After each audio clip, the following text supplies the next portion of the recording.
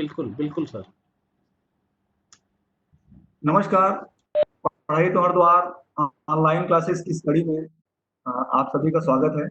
मैं सरोज दुबे, शिक्षक शासकीय पूर्व माध्यमिक मानक शाला सकरी, एक बार फिर आपके सामने अपनी क्लास लेकर उपस्थित हूँ। मेरा एक निवेदन रहेगा आप सबसे कि आप पूरी क्लास अंत तक देखेंगे और इस ऑनलाइन क्लास से जुड़ी जितनी जानकारियां हैं वो सब ध्यान से सुनेंगे।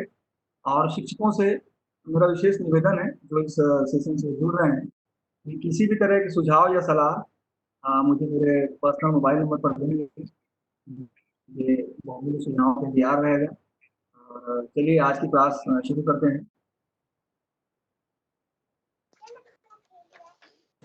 हमारा परिचय है और आगे अब क्लास शुरू करते हैं। भिन्न पर आधारित मेरी पिछली क्लास भिन्न पार्ट 1 आपने देखा होगा और आपने उसमें काफी कुछ सीख लिया है कि भिन्न क्या है, दैनिक जीवन में भिन्न की अवधारणा क्यों और कहाँ पड़ती है। फिर भी कुछ मुख्य बातें हैं जिनको लेके एक बार हम चलेंगे, जल्दी से दोहरा लेते हैं जिससे इस भाग की जो विषय वस्तु है वो आपको आसानी से समझ में आ सके। तो चलिए एक बार दोहरा लेते हैं। पिछले पार्ट में हमने क्या क्या सीखा। जिस भिन्न का हर अंश से बड़ा हो उसे उचित भिन्न कहते हैं। जैसे 3/5 एक उचित भिन्न है। जिस भिन्न का हर छोटा हो उसे अनुचित भिन्न कहा जाता है। 5/2 एक अनुचित भिन्न है। मैं सबसे रिक्वेस्ट करता हूँ प्लीज वो एनोटेशन रिक्वेस्ट ना करें, एनोटेशन के लिए कोई रिक्वेस्ट ना करें अंत तक के इसके क्लास डिस्कस होती है। अब देखिए आपने सीखा पिछली क्लास में कि किसी भी भिन्न को अनेक समतुल्य भिन्नों में बदला जा सकता है और बदलने के तरीके मैं आपको बता चुका हूँ। इसके लिए भिन्न के अंश और हर को समान संख्या से गुणा या भाग कर दिया जाता है। आगे देखते हैं भिन्नों में संक्रियाएं। आज का मुख्य विषय है भिन्नों में संक्रियाएं। अन्य संख्याओं की तरह भिन्नों में भी जोड़ना, घटाना, गुणा करना और भाग की संख्याएं होती हैं और भिन्नों की संक्रियाओं में वे सभी नियम लागू होते हैं जो नियम प्राकृतिक संख्याओं, पूर्ण संख्याओं और पूर्णांकों में लागू होते हैं। प्रक्रिया में थोड़ा अंतर हो सकता है लेकिन बेसिक नियम वही है। तो आज हम देखेंगे कि भिन्नों में जो संक्रियाएं हैं किस तरह से होती हैं। तो सबसे पहली संक्रिया योग की है और अब हम देखते हैं कि भिन्नों का योग और घटाना ये दोनों बातें अपन इस सेशन में देखेंगे। तो शुरू करते हैं। सबसे पहले चित्र के माध्यम से हम लोग इसको समझने की कोशिश करेंगे। जब भी हमारे सामने भिन्नों का योग आता है, योग या घटाना, तो हम लोग उनके हरों को पहले देखते हैं। अगर हर समान है तो ये बड़ी आसानी से किया जा सकता है और ऐसा इसलिए वो मैं भी आपको अच्छी तरह से समझाता हूँ। ये देखिए एक आयत का चित्र है और इसको हम एक पूर्ण इकाई मान के चलते हैं। इस पूर्ण इकाई में इसको 5 बराबर भागों में बांटा गया है जिसमें से एक भाग को रेखांकित कर दिया गया है और ये रेखांकित भाग एक के 5 में एक इकाई को 5 बराबर भागों में बांटा गया है, एक भाग को लिया गया है तो वो भिन्न के रूप में 5 कहेंगे। अब इसमें दूसरे भिन्न को जोड़ते हैं। देखिए ये भी एक पूर्ण इकाई है और इसमें दो भाग को रेखांकित किया गया है और इस तरह इसको 1/2 कहेंगे। अब इन दोनों को जोड़ते हैं तो देखिए जोड़ में होता क्या है कि हमेशा हम हरों को समान रखते हैं और जब जोड़ की प्रक्रिया होती है तो केवल अंशों को जोड़ते हैं, हर को स्थिर रखते हैं। तो ये इसलिए इसके पीछे एक कारण है। नहीं तो बच्चे प्रायः गलती करते हैं, अंशों को भी जोड़ते हैं और हरों को भी जोड़ देते हैं। तो हर को स्थिर रखना है, एक जैसे रखना है, इसके पीछे एक लॉजिक मैं बता रहा हूँ आपको। जैसे पानी का गिलास, इसमें आधा पानी भरा हुआ है, तो हम लोग पानी के संदर्भ में इसको 1/2 कहेंगे। और इसी तरह एक बर्तन है, मान बर्तन है, आधा पानी भरा हुआ है, वो भी 1/2 वो भी एक बड़ी बात है।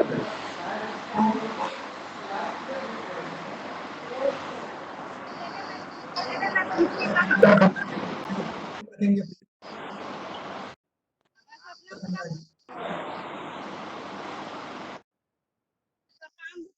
गुप्ता खन्ना जी प्लीज अपने आप को म्यूट कर लें। यूं कर ले। चलिए एक बार फिर से समझिए। पानी के गिलास को हम जब आधा भरेंगे तो भिन्न के रूप में उसको 1/2 कहेंगे। और जब पानी का एक बड़ा बर्तन जग है, उसमें भी आधा पानी भरा हुआ है, भिन्न की भाषा में उसको भी 1/2 कहेंगे। तो क्या दोनों पानी की मात्रा एक हो जाएगी क्या? ऐसा इसलिए प्लीज सुनील चौहान अपने आप को म्यूट करें, बहुत डिस्टर्ब हो रहा है। सुनील चौहान जी म्यूट रहिए प्लीज, बार बार डिस्टर्ब हो रही है क्लास। थोड़ा म्यूट रहिए। तो हम आपस में दोनों की तुलना इसलिए नहीं कर सकते क्योंकि दोनों की धारिता अलग अलग है। बिल्कुल इसी तरह से जब हम दो भिन्न या घटाते हैं तो दोनों के हर समान होने चाहिए और तब हम अंशों को जोड़ या घटा सकते हैं। इस तरह से आपने देखा कि पहले चित्र में 1/5 को दिखाया गया है और दूसरे चित्र में 2/5 को, और इन दोनों को मिला के इनका योग हुआ 3/5। ठीक है, इस तरह समान हर वाले भिन्नों में केवल अंशों का योग किया जाता है और हर वही रहते हैं। आगे देखिए, इसको हम लोग संख्यात्मक तरीके से सीखने की कोशिश करते हैं। ये एक एग्जाम्पल आपके सामने है। यहाँ पे 1/5 धन 2/5, ये दो भिन्न दिखाए गए हैं। दोनों भिन्नों का योग करना है प्रश्न निशान, इसलिए दोनों के हर को समान रखते हुए केवल अंशों को जोड़ा गया है। देखिए पहले में अंश 1 है और दूसरे बिंदु में 2 है, दोनों का योग पहले किया गया। और जैसे मैंने पहले बताया कि हर वही जाएगा, इस तरह से दोनों बिंदुओं का योग 3/5 हुआ। ठीक है, और अब आगे चलते हैं कि असमान होने वाले भिन्नों का योग कैसे करते हैं। ध्यान से जरा इसको देखिए तो समझ में आएगा। यहाँ पर दो वृत्त के चित्र हैं। मैंने पहले ही कहा था कि भिन्न संख्याओं को और इसकी पूरी संक्रिया को चित्र द्वारा समझने के लिए वर्ग, आयत या वृत्ताकार आकृतियों का प्रयोग हम लोग इसलिए करते हैं क्योंकि इन आकृतियों को बड़ी सरलता से कई बराबर भागों में बांटा जा सकता है। दूसरी आकृतियां जैसे त्रिभुज या और कई आकृतियां हैं जिनको हम इस तरह से बराबर भागों में बांट कर इसका अध्ययन नहीं कर सकते, इसलिए हम कभी आयत की आकृति, कभी वर्ग की, तो कभी वृत्त की आकृति का सहारा लेते हैं। तो चलिए देखते हैं असमान हर वाले भिन्नों का योग कैसे करें। पहले पहले वाले चित्र में वृत्त को 4 बराबर भागों में बांटा गया है और 2 भागों को कलर कर दिया गया है और इसको हम भिन्न के रूप में 2/4 कह सकते हैं। दूसरे चित्र में फिर से उसी की आकृति के एक वृत्त को 8 बराबर भागों में बांटा गया है और इस प्रकार इसको भिन्न के रूप में हम 2/8 कहेंगे। पहले चित्र में देखिए भिन्न हुआ 2/4 और दूसरे चित्र हुआ 2/8। तो इस तरह ये समान हर वाले भिन्न।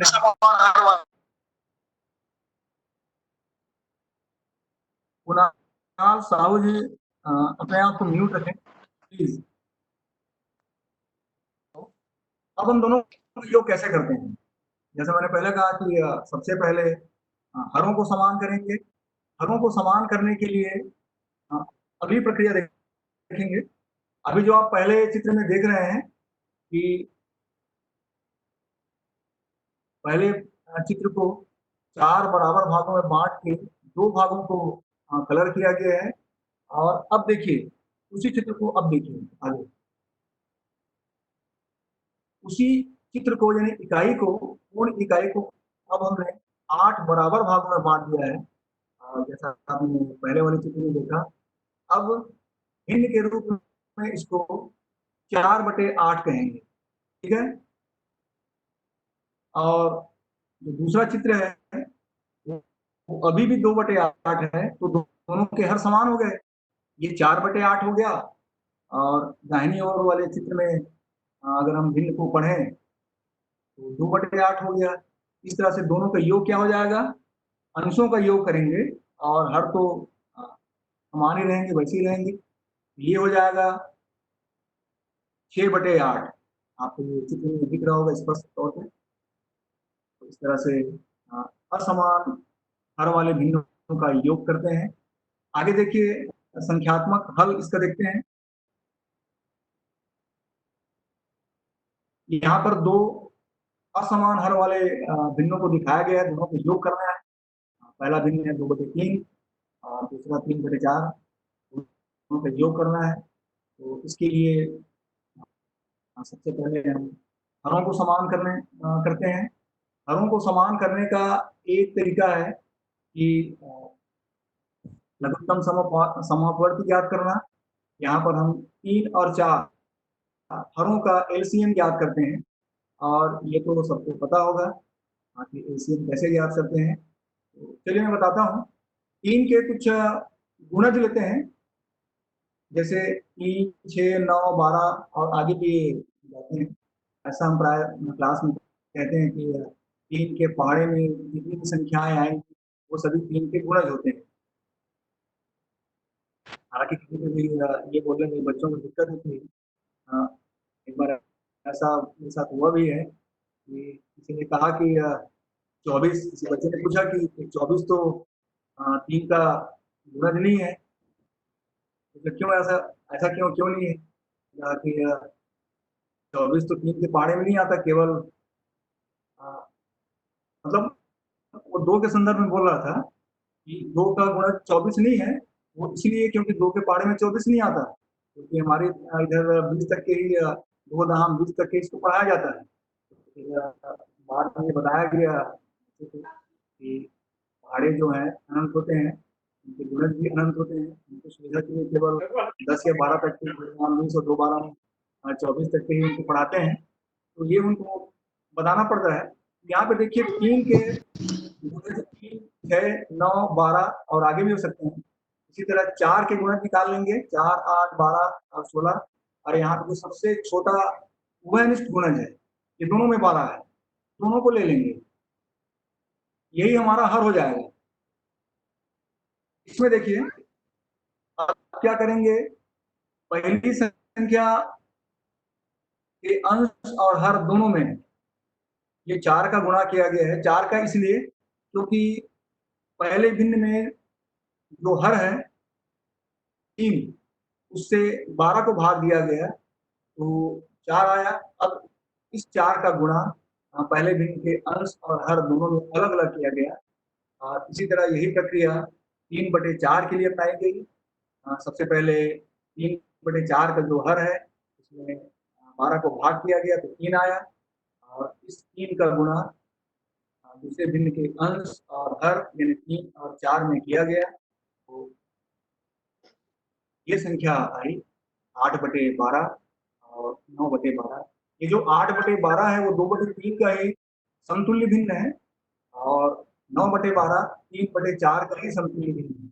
यहाँ हमारा मकसद केवल हरों को समान करने का था और इसलिए ये हमने समतुल्य भिन्न के माध्यम से हरों को समान किया और जब हर समान हो गए, जैसा कि समान हर योग को आपने देखा अभी, इसी तरह केवल अंशों का योग करके हम आसानी से इसका हल प्राप्त कर सकते हैं।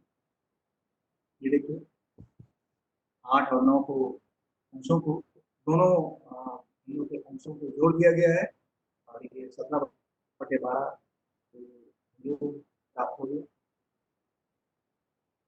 आगे चलते हैं। अब देखिए भिन्नों का गुणा। भिन्नों का गुणा किस तरह से करते हैं इसको पहले चित्र के माध्यम से समझते हैं। यहाँ पर जो पहला जो चित्र है आयत का चित्र है, एक पूर्ण इकाई है और उस आयत को हमने 5 बराबर भागों में बांटा है और एक भाग को कलर कर दिया है। इसका मतलब 1/5 हुआ। ये जो रंगीन हिस्सा है वो भिन्न 1/5 को दिखाता है। अब इसका गुणा हम 1/3 से करना चाहते हैं। यहाँ पर देखिए दूसरे चित्र को भी बिल्कुल उसी के बराबर बनाया गया है। समझिए वो भी एक पूर्ण इकाई है। अब हमने क्या किया कि उस पूरे आयत को 3 बराबर भागों में बांट दिया है। आड़ी रेखा जो डॉटेड लाइंस दिख रहे हैं आपको, उनकी सहायता से पूरे आयत को 3 बराबर भागों में बांट दिया गया है और ये दिखाता है कि शुरू में पहले वाले चित्र में जो 1/5 भिन्न था उसमें अब 1/3 का गुणा हो रहा है। यहाँ पे ध्यान देंगे तो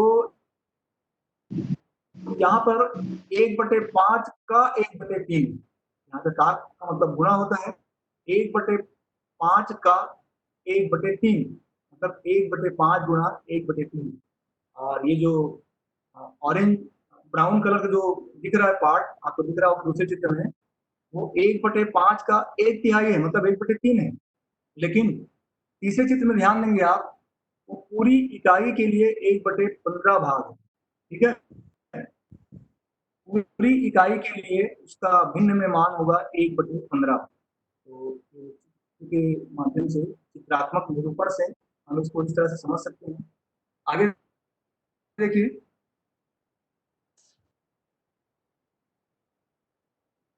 ये संख्यात्मक हल इसका किया गया है। इनमें पहले 1/5 एक भिन्न लिया गया और उसका भिन्न है 1/3 और अगर हम कहें गुणा में अंशों का गुणा हो जाता है और बटे हरों का गुणा।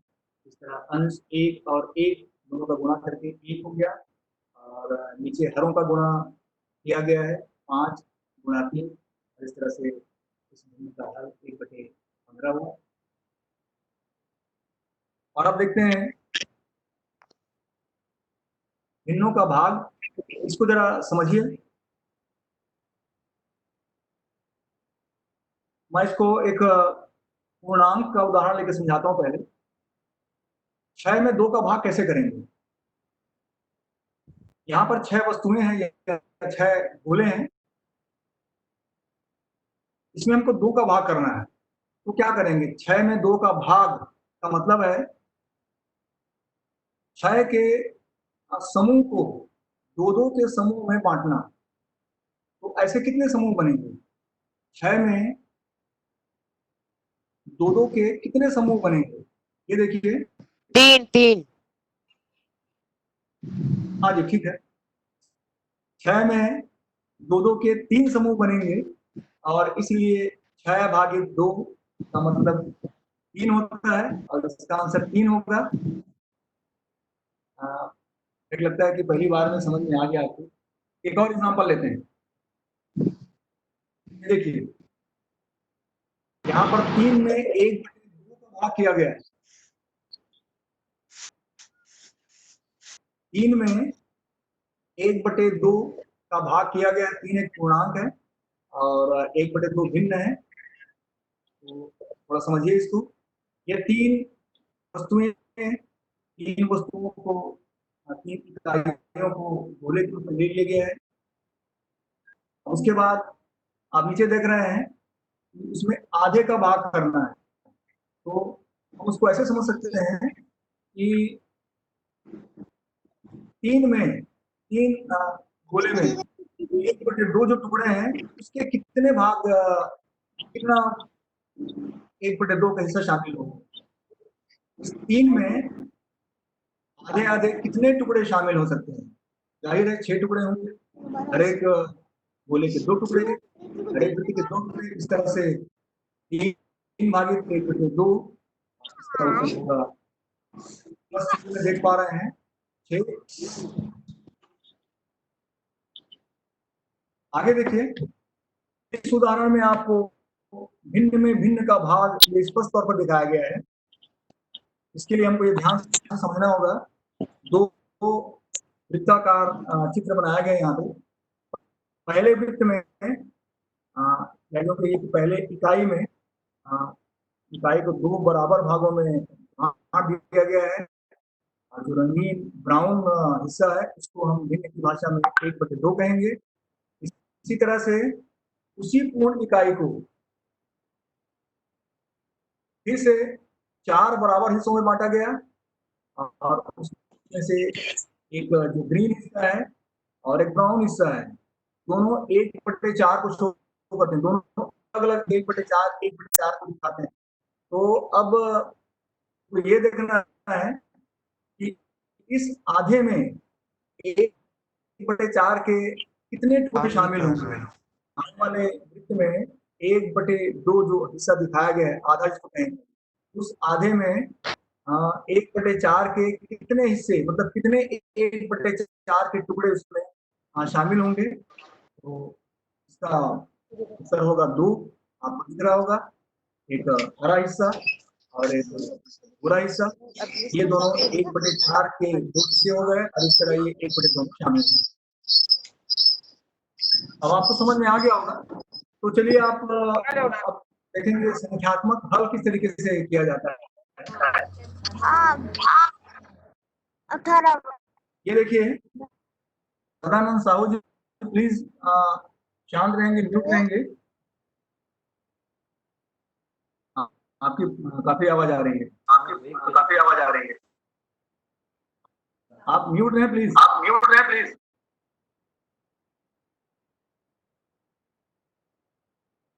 चलिए संख्याओं में भाग कैसे किया जाता है ये हम स्पष्ट तौर पर समझते हैं।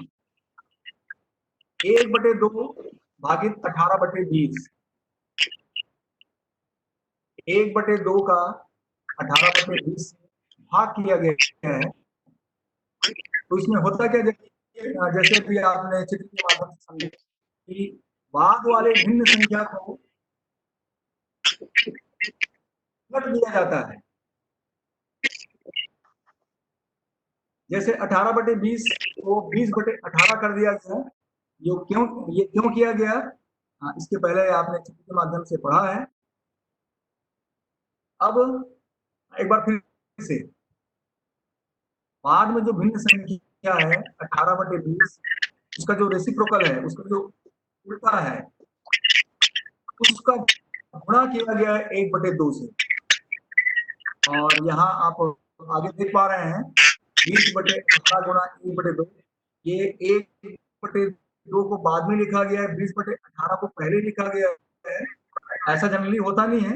ये मैंने आपको इसलिए दिखाया है कि यहाँ पर आप 1/2 से 20/18 को गुणा करेंगे तो या पहले गुणा कर सकते हैं या बाद में गुणा कर सकते हैं। ये इस बात को मैंने दिखाने की कोशिश की। आगे देखिए दोनों का गुणा क्या होगा, अंशों का गुणा कर दिया गया है, 1 और 20 का गुणा 20 और 2 और 18 का गुणा 36। इस तरह से इसका हल हो गया 20/36 और 20/36 को हमने सरलतम रूप में लिखने की कोशिश की है।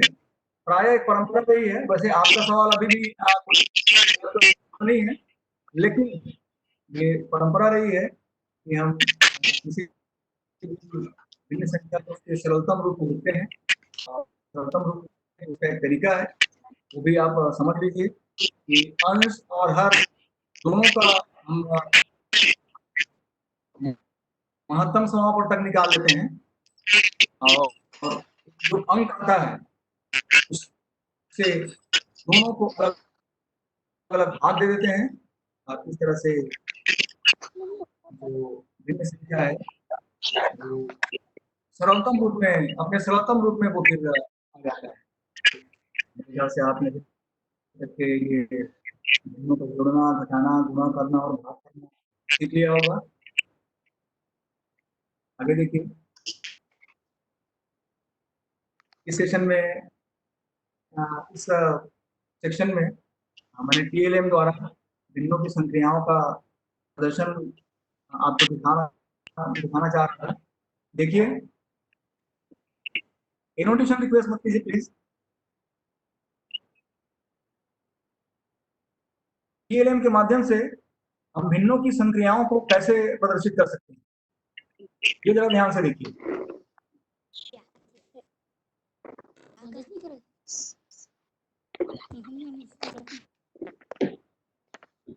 एनोटेशन रिक्वेस्ट मत कीजिए प्लीज।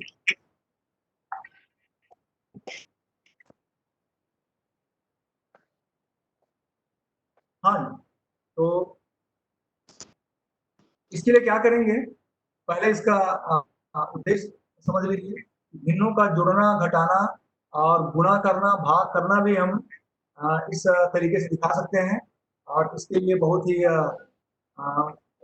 सामान्य चीजों की आवश्यकता होती है। देखिए, मैंने कार्डबोर्ड के टुकड़ों और रंगीन कागजों से ये टीएलएम बनाया है। इसको कैसे करते हैं, इसके माध्यम से गतिविधि कैसे की जाती है, इसको आप पहले समझ लीजिए। अलग अलग भिन्न संख्याओं को लेकर बहुत सारे कार्ड्स बना लेते हैं और उन कार्डों को बदल के आप भिन्नों के जोड़ने घटाने के उदाहरण कर सकते हैं।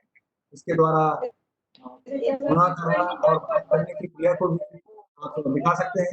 तो यहाँ पर जोड़ने और घटाने की क्रिया को मैंने दिखाने की कोशिश की है। देखिए, यहाँ पर ये 4 कार्ड हैं और इन चारों कार्ड में पहले से ही मैंने ये कार्ड तैयार कर लिए हैं।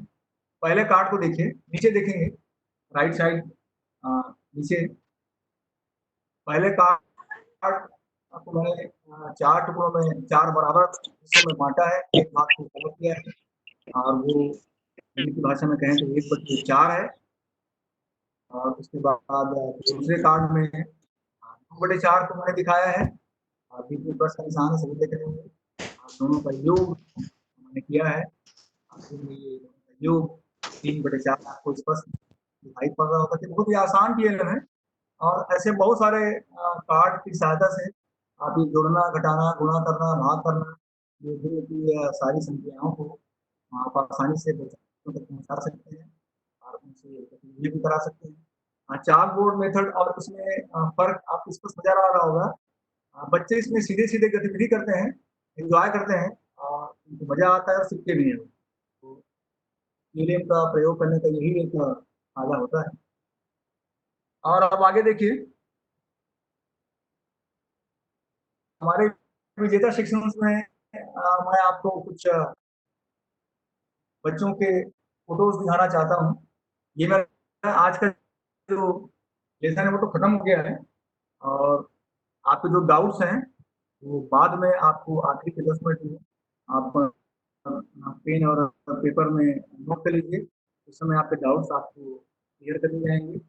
फिलहाल आप देखिए, आज के हमारे इसके पहले जो एपिसोड हुआ था उसके विजेता कौन कौन रहे हैं और ये इनके नाम इतने फोटोज इतने महत्वपूर्ण क्यों हैं, ये हम देखेंगे। पिछले लेसन में पिछले सेशन में मैंने 2 गतिविधियाँ बताई थी, तो उन दोनों गतिविधियों को जिन्होंने किया है, बहुत बच्चों ने मेरे व्हाट्सएप में ये अपने जो गतिविधियाँ हैं, वो करके भेजी हैं। तो आप इनमें से जो सेलेक्टेड गतिविधियाँ हैं, उनका रिजल्ट आप देख सकते हैं। ये प्रीति मानिकपुरी सर माध्यमिक शाला हमने प्रीति मानिकपुरी फोटो है और इसमें सर उन्होंने नमस्ते। नमस्ते। हाँ जी, तो सुनिए मेरी बात। ये प्रीति मानिकपुरी का चित्र सबसे अच्छा है और इस चित्र के माध्यम से उन्होंने सम्मिति को दिखाने की कोशिश की है और बहुत अच्छा प्रयास रहा है। बधाई हो प्रीति।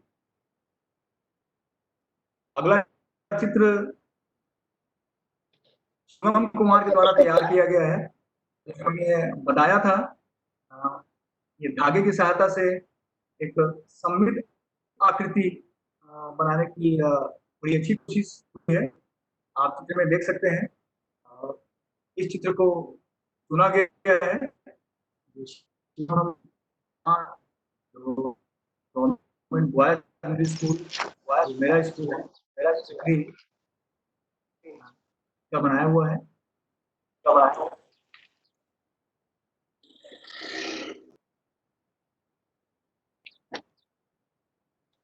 देखिए ध्यान से, इसको धागे की सहायता से कैसा बनाया गया है, ये मैं विधि आपको बताया था।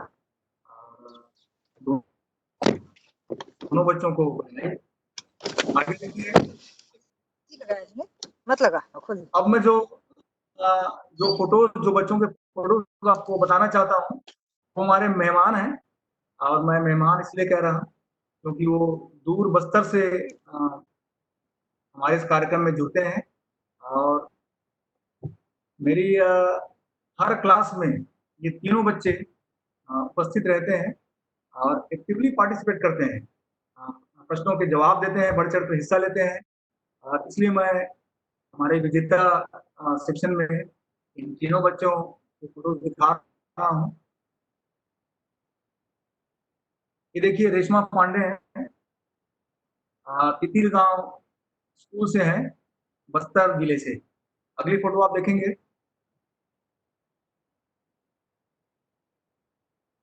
छाया जोशी की।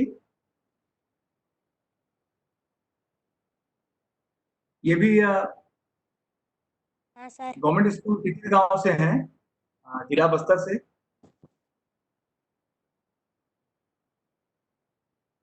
और आगे एक और फोटो है, ये परमेश्वरी पाड़ी है। इन तीनों बच्चों के नाम से आप भी जो मेरे कार्यक्रम से मेरे क्लास से जुड़ते हैं, इन तीनों बच्चों के नाम से आप लोग भी परिचित होंगे। मेरे ख्याल से अभी भी वो बच्चे जुड़े होंगे। तो हाँ सर। परमेश्वरी पाड़ी के बारे में एक और मैं बात कहना चाह रहा था, वो ये देखिए, आप देख के समझ जाएंगे।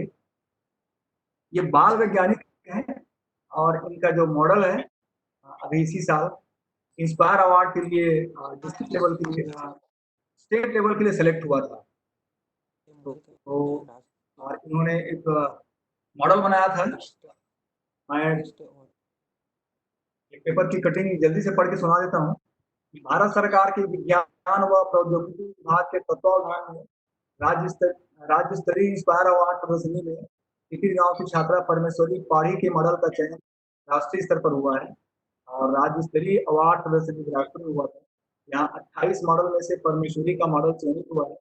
कालीपुर संकुल के टिकिर गांव शासकीय पूर्व माध्यमिक शाला की छात्रा ने बुजुर्गों, गर्भवती व छोटे बच्चों को बाइक में चढ़ने से हो रही परेशानी से निजात दिलाने के लिए मॉडल बनाया था और गाइड थे इनके श्री रामकृष्ण प्रसाद जी। बहुत बहुत बधाई रामकृष्ण प्रसाद जी। छात्रा परमेश्वरी पाढ़ी को। अगर रामकृष्ण प्रसाद जी मुझे सुन पा रहे हैं, 2 मिनट के लिए कुछ हाँ बोलना सर, चाहेंगे, हाँ सर, प्लीज। बहुत बहुत धन्यवाद सर। कुछ कहना चाहते हैं सर? हाँ सर, बाकी आपने जो है हमारे बच्चे बच्चों को अपने इस कक्षा में शामिल किया है, इसके लिए आपको बहुत बहुत धन्यवाद। आपने जो है हमारे बच्चों का इतना सम्मान रखा है, और आपकी क्लास तो खैर हम लोग मिस करते ही नहीं है। जैसे ही आपका क्लास का शेड्यूल हम लोग को मिलता है, तो मैं और मेरे स्कूल के बहुत सारे बच्चे सब आपके इसमें जुड़ते हैं। यहाँ तक कि हमारे बस्तर जिला के मैथ्स के जो पीएलसी से हैं, उन सभी के में जो है आपके क्लास को कोई मिस नहीं करते हैं। लगभग सभी के सभी आपके क्लास में जरूर ज्वाइन होते हैं, क्योंकि आपके क्लास बहुत ही आकर्षक रहता है, और आपका जो टीएलएम बना हुआ है वो भी हमेशा मैं देखता हूँ कि बहुत ही बच्चों को जो है आकर्षित करके बहुत सरल ढंग से उनकी समझ में आए, इस प्रकार आप बनाते हैं। और जो समझाते भी हैं वो भी बहुत ही शॉर्टकट में, बहुत आसान तरीके से आप समझाते हैं। बहुत ही आकर्षक रहता है आपका क्लास। बहुत बहुत शुभकामनाएं सर आपको। बहुत बहुत धन्यवाद sir, thank you very much. और आज की मेरी क्लास यहीं पे खत्म होती है। अच्छा, सॉरी, अभी हमारा जो सबसे इम्पोर्टेंट सेक्शन है, परमेश्वरी पाड़ी भी कुछ पढ़ना चाह रही थी सर। जी जी, हाँ बोलिए परमेश्वरी पाड़ी। परमेश्वरी जी सर। जी जी बोलिए। जी सर, आपका क्लास कभी मिस नहीं करती हूँ मैं। आप बहुत अच्छा पढ़ाते हैं, मतलब हर क्वेश्चन, मतलब हर चीज को आप ठीक से बताते हैं, बहुत समझ ठीक से आता है sir. Thank you sir. Thank you बेटा। और अभी आगे है बच्चों का जो पसंदीदा सेक्शन है, सवाल जवाब। तो सारे बच्चे तैयार रहिए, और अब आपके सामने एक एक करके 5 सवाल ठीक है आएंगे। सर। तो यस। तैयार रहिए। और जैसा नितेश सर ने पहले ही कहा था, आप उनके तरीके से चैट बॉक्स में जाके सबसे पहले यस टाइप करेंगे, उसके बाद उनको नितेश सर मौका देंगे। तो नितेश सर प्लीज मेरी हेल्प करेंगे। बिल्कुल बिल्कुल, अब मैं सभी सवाल तैयार। जवाब सेशन शुरू करने वाला हूँ। जी, सभी तैयार, बिल्कुल। मौखिक जवाब कोई भी नहीं देगा, यस जो कहेंगे उसी को हम नाम लेके आगे आएंगे और वो जवाब देंगे फिर। ठीक है, चलिए स्टार्ट करते हैं।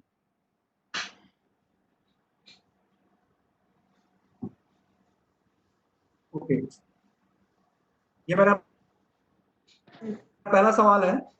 यहाँ पर 2 चित्र बने हुए हैं, उन चित्रों को भिन्नों से पढ़ के इसका जवाब देना है। ये 2 भिन्नों को दर्शाते हैं। चलिए सर, चलिए 2 मिनट, बताइए पहला नाम मैं ले पहले रहा हूँ, कौन वो जवाब जवाब देंगे। पहले प्रीति मानिकपुरी, फिर परमेश्वर पाढ़ी, परमेश्वरी पाढ़ी, और फिर अखिल सेन और गौतम गोस्वामी। चलिए, पहला नाम जिसका मैंने लिया, फिर शिवम। परमेश्वरी पाढ़ी, पहले बोलिए क्या जवाब है। जवाब दीजिए।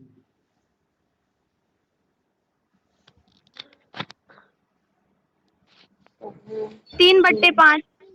ओके, 3/5 आया सर, आंसर। 3/5। हाँ ठीक है बेटा, म्यूट हो जाइए। 3/5 सही आया जवाब आंसर। है। सही जवाब है, बिल्कुल। बाकी बच्चों का भी जवाब लेते सब मैं अपन लोग। इसको बहुत बाकी अच्छा। बच्चों के लिए समझा देता हूँ।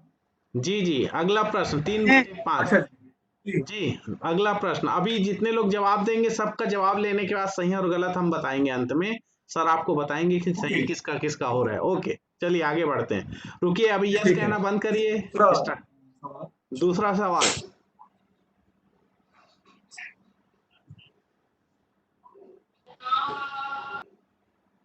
1 2 4 5। चलिए, प्रीति मानिकपुरी। 3/3।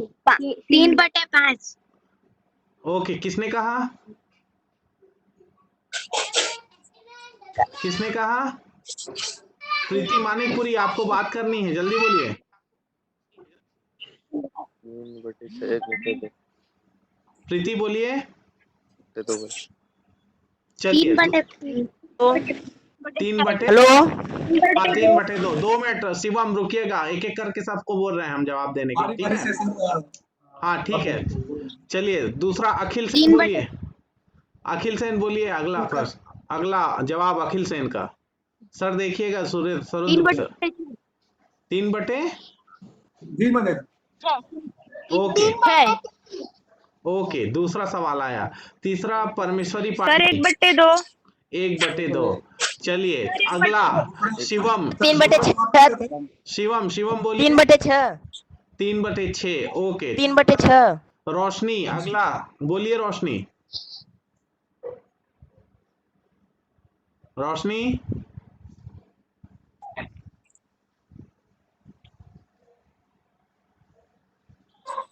ओके, रोशनी तक आवाज नहीं जा रही मेरे ख्याल से। और कौन जवाब देना चाह रहा है? प्रीति तो दे चलिए दी मैं है। इसका आंसर बता देता हूँ। हाँ सही इसका आंसर सही बोलिए। उत्तर है 3/2 और कितना? इसका सही उत्तर दिया है। ओके बहुत बढ़िया। अब चलिए अगला सवाल। अगला सवाल फिर से स्टार्ट रहे। ये देखिए यहाँ पे 3/4 लिखा हुआ है। ये जो हरी लाइन है वो बटे का निशान है। 3/4 धन 1/4 इसका आंसर देना। चलिए अखिल सेन स्टार्ट करिए। मच्छरदानी में नानी के। अखिल सेन स्टार्ट करिए, क्या जवाब है? आपने सबसे पहले 4/4। 4/4। अखिल सेन अब शांत रहिएगा, है ना? 4/4। अगला अगला जवाब, अगला जवाब शिवम। शिवम बोलिए। 4/4। 4/4। 4/4। म्यूट हो जाइए। चलिए शरद कुमार सोनी। 8/4। 8/4। चलिए रोशनी। रोशनी 4/4। 4/4। गौतम सिंह। 4/4। 4/4। परमेश्वरी पाढ़ी। कितना बेटा? सर 1। हाँ 1 सर 1। हाँ ओके। चलिए पर्याप्त जवाब आ गया। सही सही एक जवाब सर। हाँ, दुबे सर सही जवाब। सही जवाब जी जी सही। एक्चुअली 4/4 और 1 सबसे सही जवाब है। वैसे 4/4 ठीक है, लेकिन 4/4 एक भी बोल सकते हैं, तो एक कदम आगे बढ़ के जवाब दिया परमेश्वरी पानी ने। वैसे ओके सारे बच्चों के जवाब सही थे। बहुत हाँ सर, उसको और अब काटेंगे, अगला उसको प्रश्न। काटेंगे तो हो जाएगा इसके। बिल्कुल बिल्कुल। चलिए बेटा बहुत अच्छा बेटा, चलिए आगे बढ़े। सही जवाब है आपका भी, बहुत अच्छा। जी इसका जवाब दीजिए। अखिल सेन बोलिए जल्दी। अखिल सेन जल्दी बोलो। 7/5। हाँ okay. Gautam 5 Singh. Sir 9/5। Gautam Singh Gopal. 9/5। Okay Roshni Yadav. 5/5। Roshni प्रश्न यादव। को ध्यान से पढ़िए बेटा, प्रश्न को ध्यान से पढ़िए। 5। है कितना? 5/5। जिस रोशनी एक यादव जवाब दे रहा हूँ 5/5। म्यूट रहेंगे। ओके अच्छा उसके बाद हाँ है जी? हाँ 2/5 बोली। उसके बाद है प्रीति मानिकपुरी। सर रोशनी यादव 5/5। 5/5। भूवी भूवी सेठिया। भूवी सेठिया 9/5। 9/5। वेरी गुड बेटा। हेलो। आगे हाँ बघेल सर सॉरी। परमेश्वरी पाड़ी। हाँ परमेश्वरी पाड़ी बोलिए बेटा। सर 1। 1। हेलो। ओके शिवम बोलिए। सर 1। शिवम 1। 1। ओके अखिल सेन। चलिए ठीक है। मैं अच्छा अखिल सेन बोल रहे हैं क्या कुछ? नहीं नहीं हो गया, सॉरी बोला, आप शुरू में जवाब नहीं दिया था। जी वेरी गुड इसका बेटा बहुत अच्छा। जवाब है। हाँ इसका हाँ जवाब देखिए यहाँ पे 7/5 ऋण 2/5 है। कई लोगों ने ऋण का जो निशान है उसको ध्यान नहीं दिया। इसका सही जवाब 5/5 या 1। 1। आगे चलते हैं और आखिरी सवाल पूछते हैं। जी आखिरी सवाल और समय भी हो गया है, थोड़ा सा ध्यान देंगे, जल्दी से बोलेंगे जी। जी आखिरी सवाल है, एक इसके जवाब जल्दी से दीजिए। एक। हाँ, गौतम सिंह पटेल। एक एक। एक अच्छा, सर एक ओके, गौतम सिंह पटेल का एक। एक, ओके। अगला, एक प्रीति एक। एक प्रीति परमेश्वरी एक एक। एक zero zero zero. Sir 0 zero Parmeshwari पाड़ी की तरफ से जीरो। अब इसका अखिल सेन अब इसका दो जीरो दो। रोशनी जीरो जीरो जीरो। चलिए दुबे जीरो। सर, जी दुबे सर आगे बढ़े, बोले। हेलो हेलो हाँ, बोलो बोलो। हाँ जल्दी बोलो। Sir zero. जीरो। चलिए, प्रीति कितना? प्रीति मानिकपुरी जीरो कितना? Zero zero. चलिए, हाँ सर, बोलिए। अखिल सेन एक बोल रहे इसका हैं। सही जवाब है जीरो। जीरो। इसका सही जवाब है जीरो। 7/7 यानी 1 और ऋण 4/4 यानी 1 और 1 ऋण 1 जीरो। अरे तो वाह। सारे बच्चों को बहुत बहुत बधाइयाँ और शुभकामनाएं। इस बार सारे बच्चों ने बहुत सही जवाब दिया है। बहुत अच्छा। मुझे लगता है कि ये बहुत है उनके लिए। इसलिए अब मैं सबको बार बार बधाई देने चाहता हूं अरे मैं देख रही कि हूँ मेरा सेशन खत्म होता है। Thank you.